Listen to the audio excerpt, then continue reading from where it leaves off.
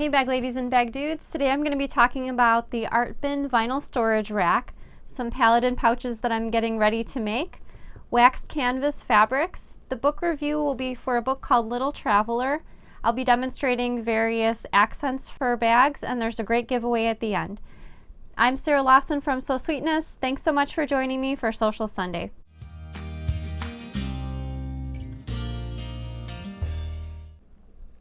Hey everyone, welcome to Social Sunday.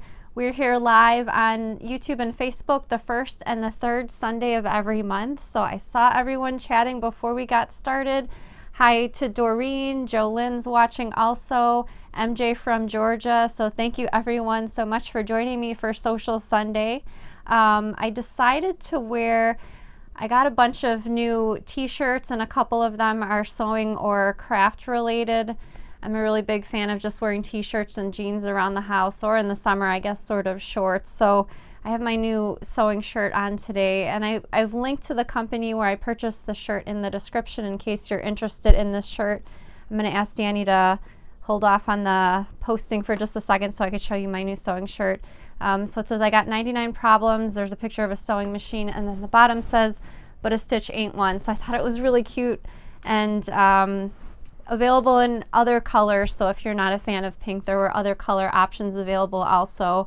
So just, I like being comfortable, and of course I like showing off my favorite hobby, which is sewing. So this shirt was right up my alley. So my kids lately, actually probably for the last 1.5 to 2 years, have been watching a lot of older or vintage TV shows. So they just wrapped up watching all of the seasons of the Brady Bunch, and we started watching the Wonder Years.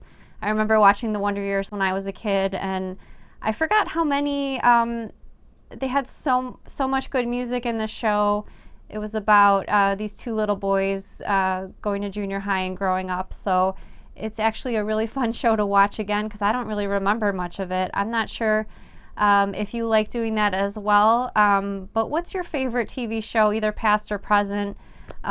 Before we watched the Brady Bunch, we watched some old shows that I remember from when I was younger, like Step by Step. What were some of the other ones we were watching, Danny? Family Matters. Family Matters. Boy Meets World. Boy Meets World. So like all sorts of different shows that you can find, again, thanks to the internet and Hulu or one of the other streaming services. So we've been having fun with that. I've been thinking also lately about setting goals, and so I have a horse show coming up next Saturday, so I listened to this online video course from a psychologist. Her name is Annette Paterakis, and she's also a former rider, and she was talking about being reasonable when setting goals. And so I'll use some examples that are sewing related so that we can all kind of understand them, but she recommends setting goals based on things that you can control in order to have not only realistic expectations, but also to keep your confidence levels up. So in my example, we're going to talk about sewing bags. So a realistic goal for sewing a bag and to keeping your confidence up is, okay, so when I sew this next bag, I'm going to keep all of my curved edges really nice and smooth, so I'm not going to have any puckers. And when the bag is all finished, I'm going to give it a really good press, and this bag is going to be great. Okay, so that's example number 1. So example number 2 is I'm going to finish this same bag. Obviously my curved edges are going to be nice and smooth. I'm going to iron the bag, but when I finish the bag, it's going to be so great that I'm going to sell it right away, whether online or in person. So the difference between goal number 1 and goal number 2 is that in goal number 1, those are all things that I can control. So I can do my best to sew a nice curved edge. If it doesn't work out on the first pass, I can get my seam ripper out, rip the seam, sew it again so that it looks really nice and smooth, and give it a good press when the bag's done. So that is something that I can control. In example number 2, making the bag look nice but selling it right away, I can't control that because I can't make someone buy the bag.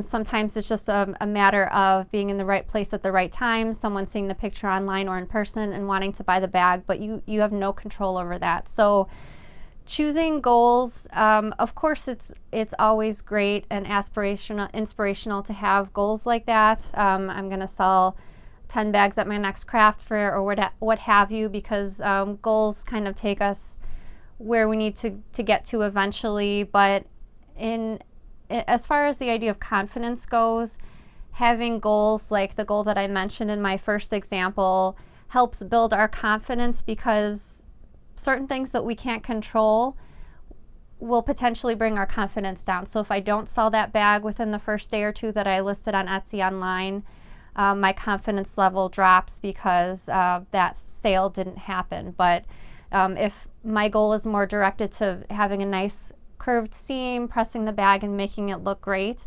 my confidence level will be high because I fulfilled my goal of the thing that I can control. So I know it sounds super simple, but in regards to sewing and in regards to my horse show that's coming up, I think it's really important to have realistic goals and keep the confidence going, because I don't know about you, but some days when my goals are not kept realistic and my confidence drops, I could feel crummy the whole rest of the day. Whereas if I had stuck with a more realistic goal of things that I can actually control, I'd rather keep that confidence level high throughout the day and all day long feeling good than going into the next day feeling even better, rather than ups and downs of my confidence going feeling great one day and feeling kind of crummy the next day. So just something to keep in mind as far as your sewing and creativity goes. I certainly need a constant reminder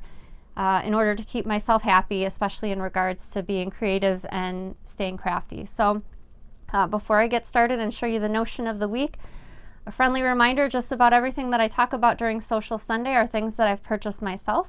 So these are not things that I'm getting paid to talk to you about, but just cool things that I found that I'd like to share with you. And everything that I'm scheduled to talk about, I link to in the description. So if you're interested in finding out more about any of the fabrics, books, notions, or projects that I talk about during Sewcial Sunday, just check that link in the description and you can find out more information that way. So the notion of the week is actually something that I came across in the Facebook group.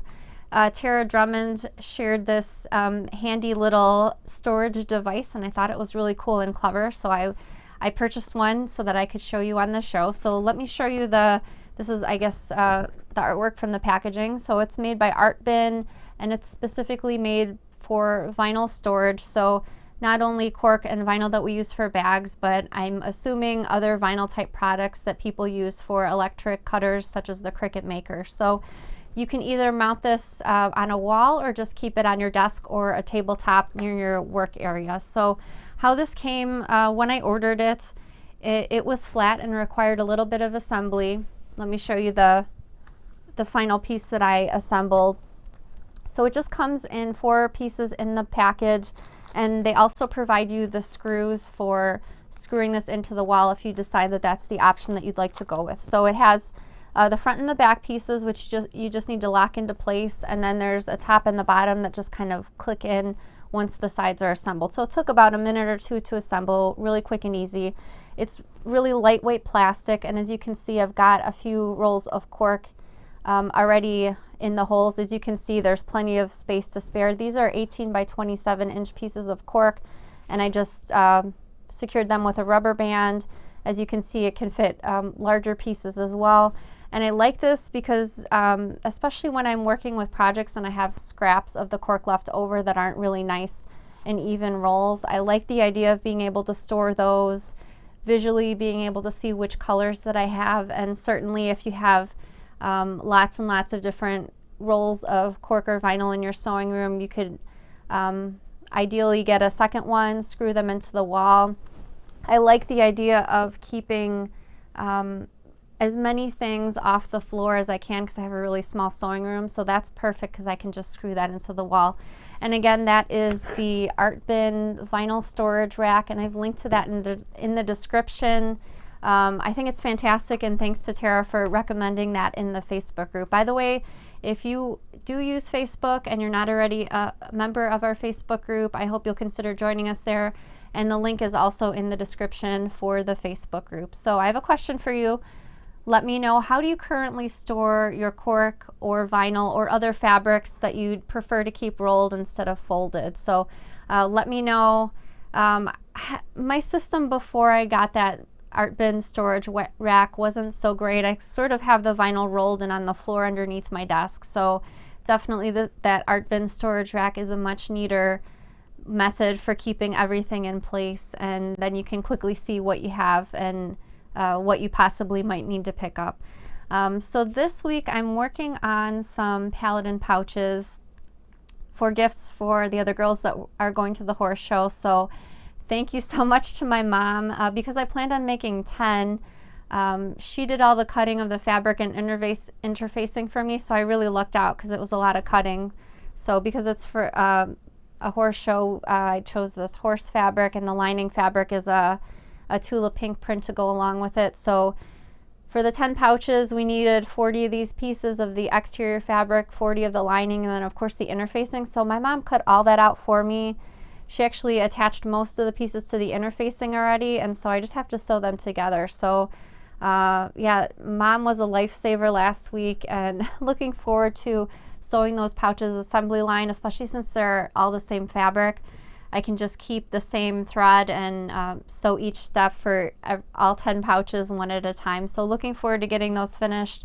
I'll show you those as soon as I get them done. I'm thinking maybe a full day's sewing to get all 10 pouches done, but you never know, might be a little bit quicker than that.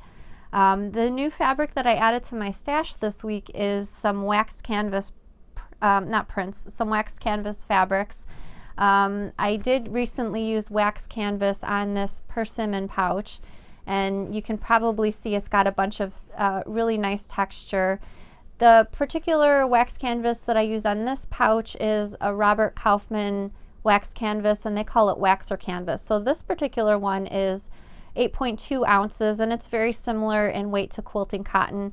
The wax canvas that I'm about to show you is a little bit heavier weight, kind of a heavier actual canvas fabric. So let me jump over to the side camera and show you the new wax canvases that I picked out. So these came on a roll, so I'm going to try to gently unroll these. It's kind of a big, taking up my whole entire desk. So I purchased some that were metallics and some that were just solid colors. And I know you can't tell this on camera, but it is a thicker fabric than your average quilting cotton. And it is wax, so it's a bit stiffer, but as you start working with it, it softens up. And you can also quicken the softening process by hitting it a bit with your blow dryer just to soften the wax. So this one's I'm not sure if you can see the teal in it, but it is a teal metallic. I picked up this really nice, I guess it's a gunmetal. It's definitely black base with a bit of silver. This was a really nice, I guess a darker rose gold. This is also a metallic wax canvas that I got. So the back is not the metallic, just the right side of the fabric. This is a beautiful copper that I picked up, and the base is a black, so it kind of reminds me of a shiny penny. And then I got two regular solids. So as you can see, this one where it's creased a little bit, it's got, let me just fold it so you can see what I mean by the weathered look. So as you're sewing with this, it starts to look more broken, and I guess you could say. Also hitting that when the bag is done with your hair dryer will remelt the wax if you're not a fan of that look, but I think it looks really neat. With the waxed canvas, you do want to finger press instead of using your iron, just so you're not melting the wax as you're pressing. With that 8.2 ounce waxer canvas that I used, I just used my regular Microtex 9014 needle. Since this is a heavier canvas, you'll likely want to use a denim needle with this. I did use my Teflon foot when I sewed with the waxed canvas, and as I was sewing with it, my feed dogs left marks on it.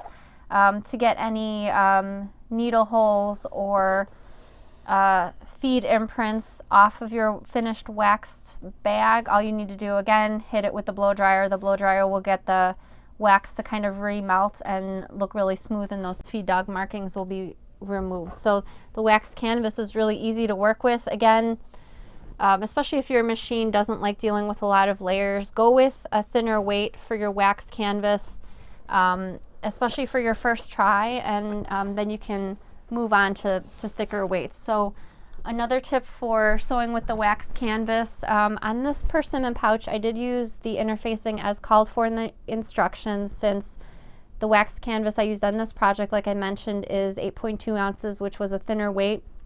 That wax canvas that I showed you was quite a bit thicker, and for projects with a thicker fabric like that, you might consider eliminating the interfacing, again, depending on what your project is, what the finished project looks like, if it needs to stand up by itself, and that sort of thing. So Gina says, does the wax canvas get tacky in the heat and humidity? So this finished pouch to me does not feel sticky at all.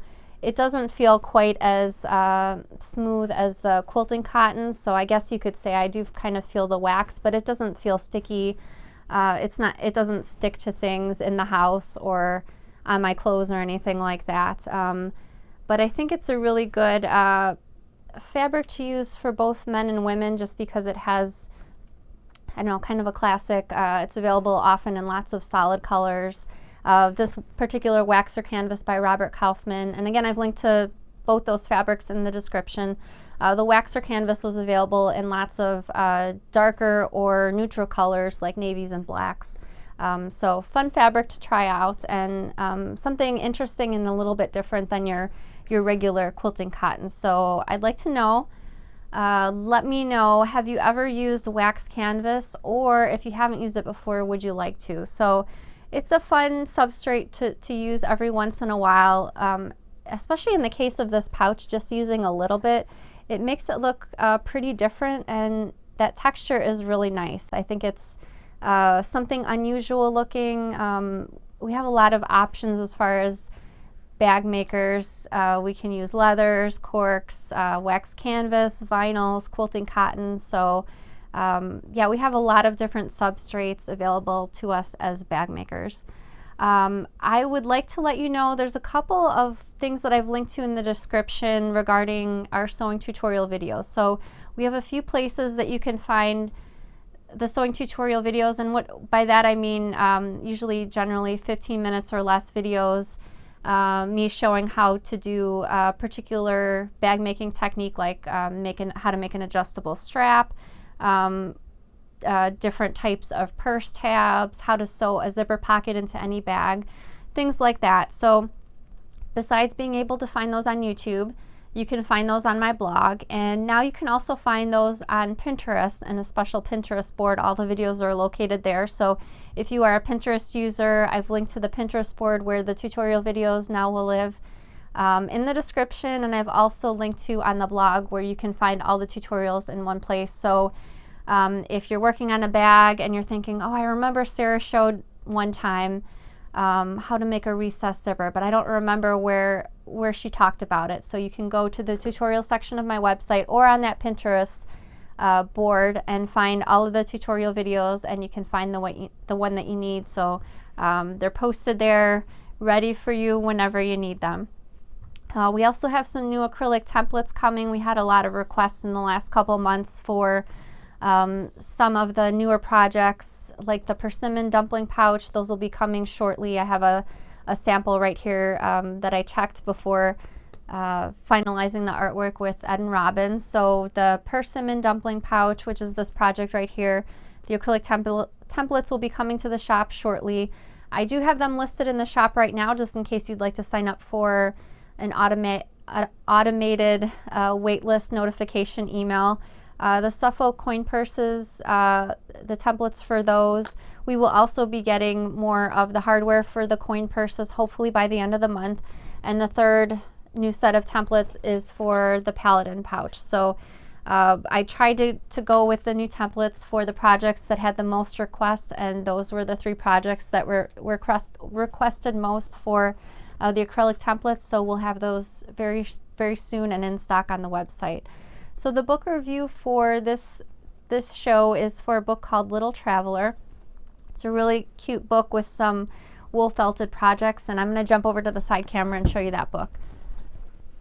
Okay, so this book is called Little Traveler. It's written by Simone Gooding, and it's small little projects using wool felt, and these are hand sewn together. So I thought it was really adorable. There's some really nice illustrations and artwork to go with the book. As you can see, here's some of those illustrations. So it was a really cute book.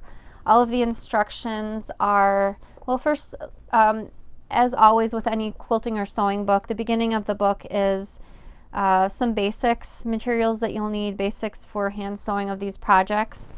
And here's an example of some of the illustrations for the steps. So all the steps are, not every single step is illustrated, but as you can see, really cute illustrations to go along with the themes of the actual projects. So let me show you the projects that are in the book.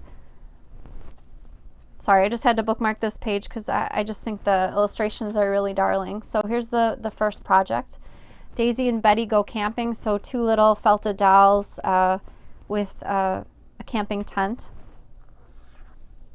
So I'm just going to show you the projects, and then I'll let you know where the pattern pieces for all the projects are. So this one's called Evie and the Bear. A bear is going through the woods with Evie on his back.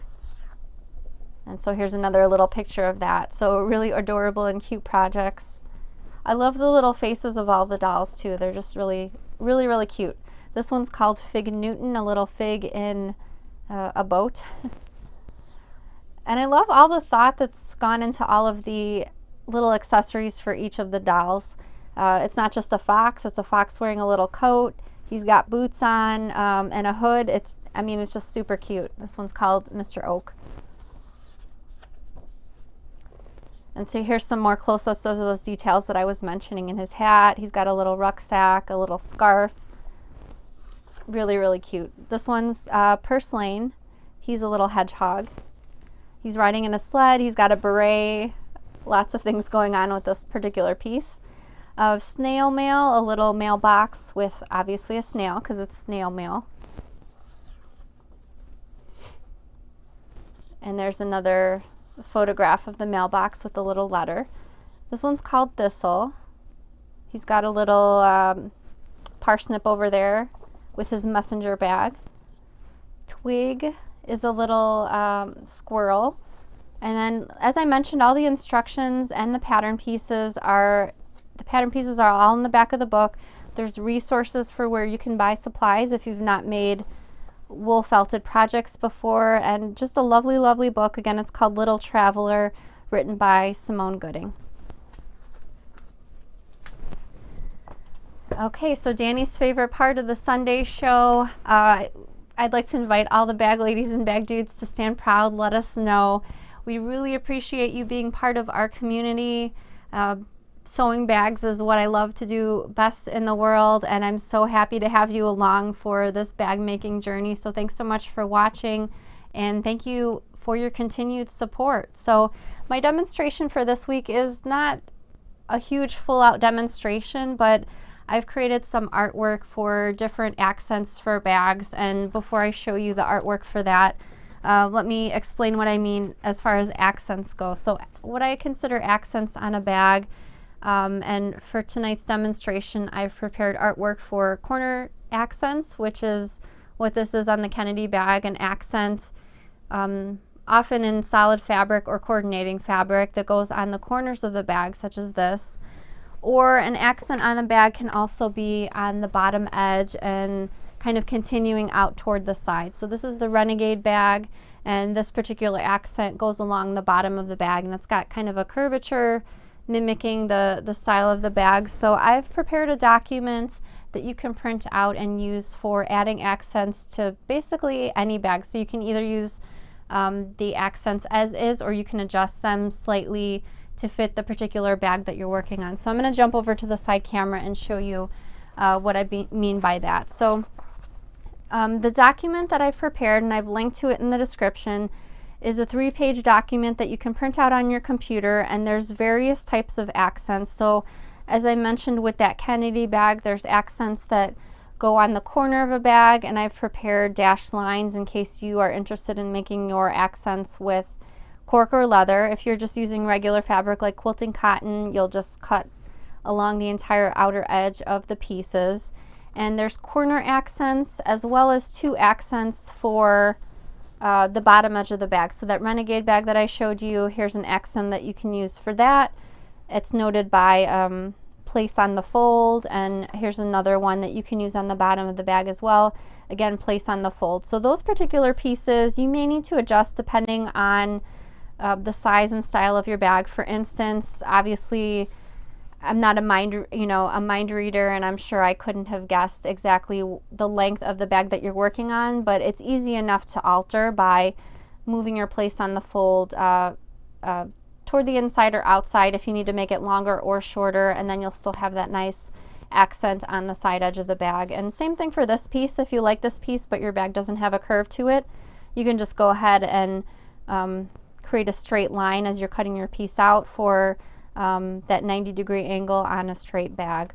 And any of the corner accents, you can make them larger or smaller, or tailor them to the bag that you're working on. So for instance, if you don't have a bag that you're working on that has that straight corner edge, perhaps your bag has a curve to it, it's simple enough to just go ahead and alter the pattern piece by adding the curve that coordinates with the shape of your bag. So if you're working with corner accents like I showed on that Kennedy bag, you'll just need mirror image pairs. So I just wanted to quickly explain what a mirror image pair was in case you've not cut fabric like that before. So basically a mirror image is two pieces that reflect each other like a mirror image pair. So the easiest way to get this when cutting out your fabric is to use your pattern piece, have your fabric folded once, and then when you cut your fabric out, you'll have your mirror image pair. When sewing this for a bag, all you'll need to do if you're using quilting cotton is first attach your interfacing, and then you're just going to, whichever edge of the accent is oriented toward the inside of the bag, you're just going to sew that portion of the accent using 1/4 of an inch seam allowance, and then turn wrong sides together and press so that you have nice fabric showing on either side. If you're using cork or vinyl, you can just leave the edges raw, but again, any area, so for example, this area will be oriented toward the center of the bag. That's the area that you'll want to sew right sides together and turn. You'll leave the outer side and the bottom edge raw so that you can easily turn the fabric wrong sides together, and then those raw edges will just be on your main panel pattern piece, which will be the front and the back of the bag. So you've got several different options for accents. You can print these out or just bookmark them online, or however you store your sewing ideas, Pinterest, or saving them to a special folder in your computer. Go ahead and save that, and you can use that for in the future if you're working on a bag again. Those accents work for any bag, maybe with a little bit of adjustment, but it's just nice to have other options and add other special details to your bags while you're working on them. So I'm going to be answering some questions live, so if you have a question for me, go ahead and type your question in the comments right now on Facebook or YouTube. Before I answer the questions, I just wanted to announce the winners of last week's giveaway. So we had two giveaways, not last week, last show's giveaway. We had two giveaways from last show, and the winners are Ava Troxler and Sharon Kachian. I hope I pronounced that correctly. I've already contacted both of them on social media, so congratulations to Ava and Sharon. Go ahead and just contact me and we'll get your prizes shipped off to you.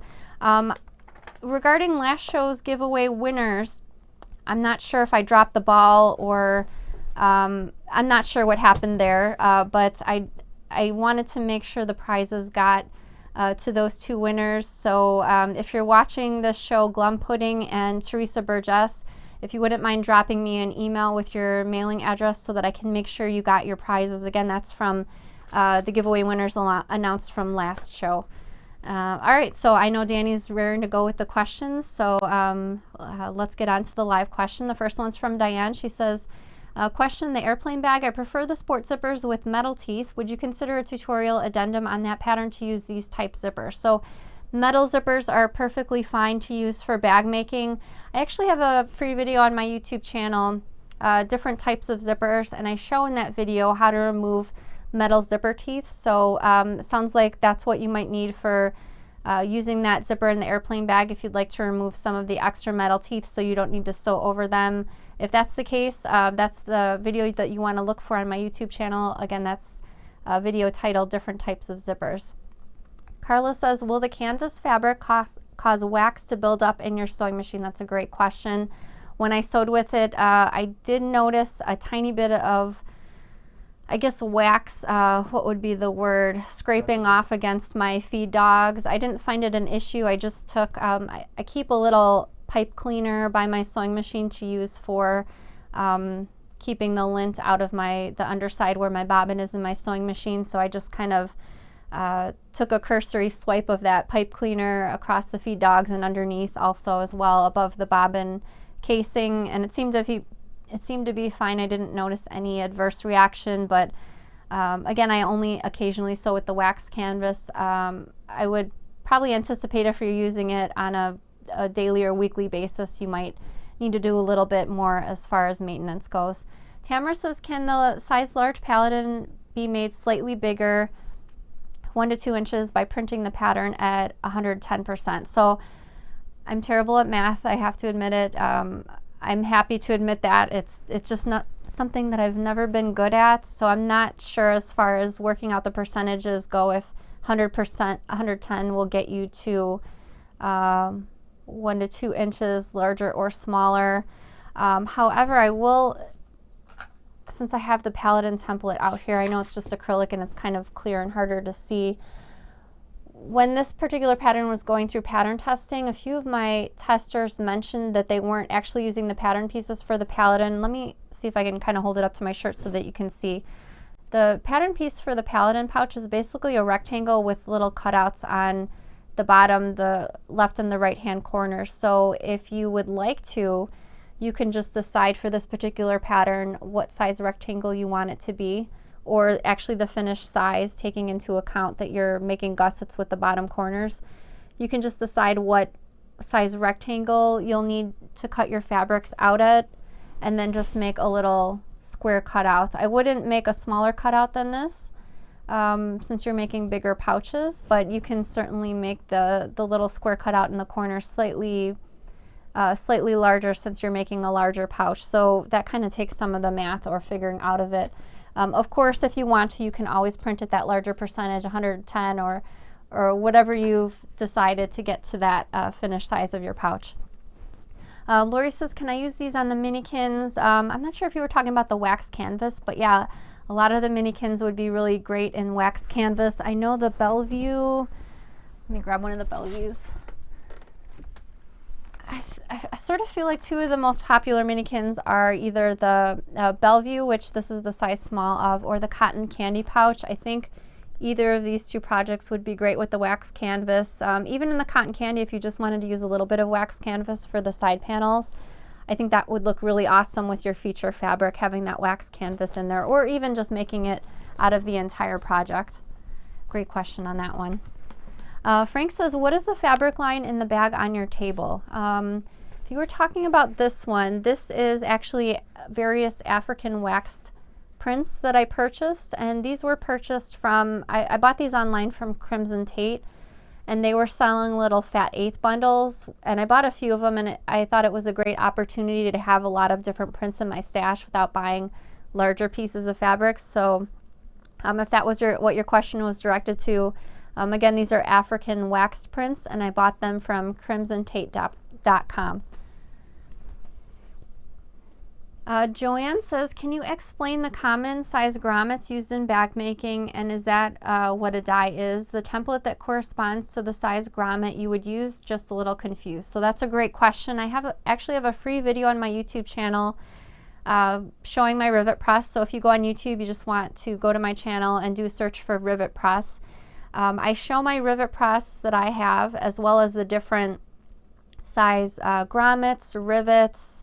What else do I talk about? I talk about all the different sizes and the dies that I use. So unfortunately with a rivet press, each different application and size requires a different die. But I do mention the sizes in my video, so you just want to look for that on YouTube. Again, do a search in the Sew Sweetness channel for rivet press.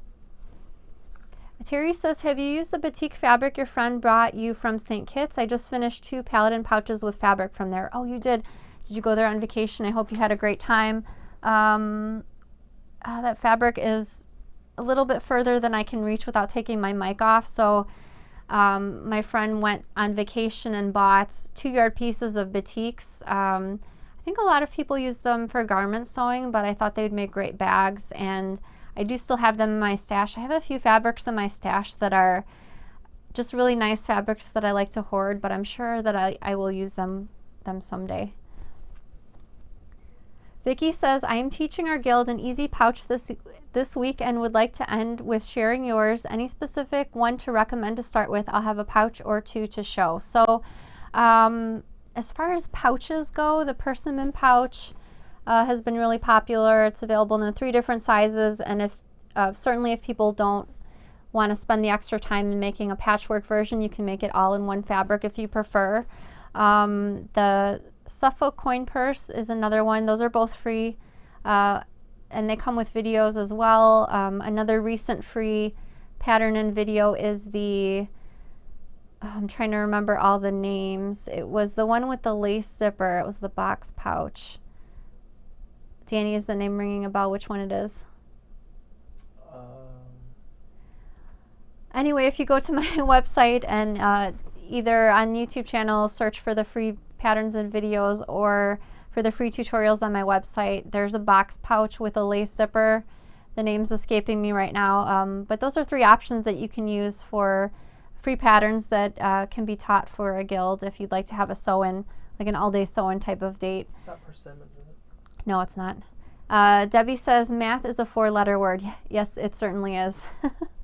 Tamara says, would you use the same interfacing with wax, canvas, foam, etc.? So as I mentioned, this is a thinner wax canvas, so I did still use the foam in this particular pouch. The wax canvas that I showed you from ALS Francis Textiles on Etsy was thicker canvas that I purchased. She had different weights of wax canvas, but these particular ones were all on the thicker side. So for those, I'd probably alter my interfacing. Either I might use fusible fleece instead, or I might skip the interfacing altogether. Sarah says, for the Coalition bag, you recommend using Chicago screws so you don't have a baggy lining. Do you have a tutorial on those? I actually do. It's on the YouTube channel, or you can find it in the tutorial section on my website. And it's a demonstration showing how to install Chicago screws. They're super easy, and Chicago screws are basically a nice alternative to rivets. So if you don't have a rivet press, but you still want the look of rivets, Chicago screws give you that. But they don't need any special presses or tools. All you need is a regular screwdriver, and you just screw them in place. So really easy to install, and again, that video is on my YouTube channel. Joyce says, do you know where we can buy the oval handles for the Discotheque bag, or will you be carrying them? So we don't currently carry those oval handles. Again, the Discotheque clutch is a free pattern and video on my website, but Emmeline Bags, and that's emmelinebags.com. They carry those oval handles in several different finishes. Sarah, thank you. Sarah, the Windsor pouch is the box pouch with the lace zipper. Thank you. Sometimes when I'm in the middle of a show with the lights on me, my brain isn't as sharp as it normally is. Not saying that my brain is usually very sharp, but slightly less sharp under the cameras and the lights. Sarah, what is the fabric on the drawstring bag for knitting? That is the Yarn Minder bag. The version with the drawstring, I made that using Amy Butler fabric. So it's Amy Butler fabric. I don't recall the fabric line from the top of my head, but the line is a few years old, so you should still be able to find it either on Etsy, maybe at your local quilt shop, but Amy Butler was the designer. Are you still waiting for the purse frames to come in? Yes, the purse frames for the Suffolk coin purse. We placed a big order about 5 or 6 weeks ago with the manufacturer, so because the order was so large, they needed some extra time to produce it. They haven't shipped it yet, but it's getting close to the time where I would estimate that they would start shipping. So I'm hoping to have those frames in stock and on the website around the end of September. All right, Danny's calling on the questions, so we're going to get over to the giveaway for this week. I apologize if I did not get over to your question live, but if you have any questions for me, you can always drop me an email. My email is sarah@sewsweetness.com, and that's Sarah with no H, and you can also post your question in the Facebook group. So the giveaway for this week is a set that Olfa actually sent me. So it's a set with, I'm going to try not to get the glare from the plastic packaging on the camera. So it's a set that comes with a cutting mat, a 12-inch by 6-inch ruler, which is my favorite size ruler, and a brand new rotary cutter with a blade, and that's a set from Olfa. And all you have to do to enter the giveaway is answer this question for me. Just let me know this question either on Facebook or YouTube. Who is your favorite person to sew for? So I think probably all of us have someone that they like to sew gifts for. So who is the person that's your favorite to sew for? Perhaps they have a really great reaction every time you sew them something, or they really treasure if you make them a handmade item. So let me know who that person is.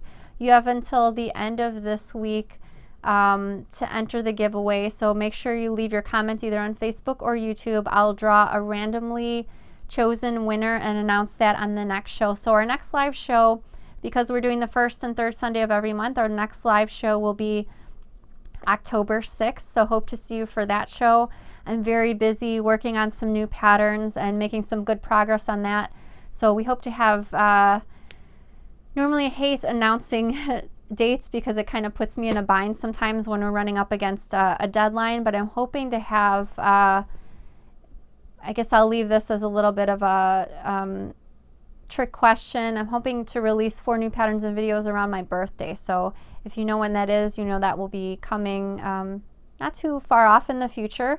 But again, thank you so much for joining me for Sewcial Sunday. I hope you have a great, restful week and have a chance to get a bunch of sewing in. So bye, everybody.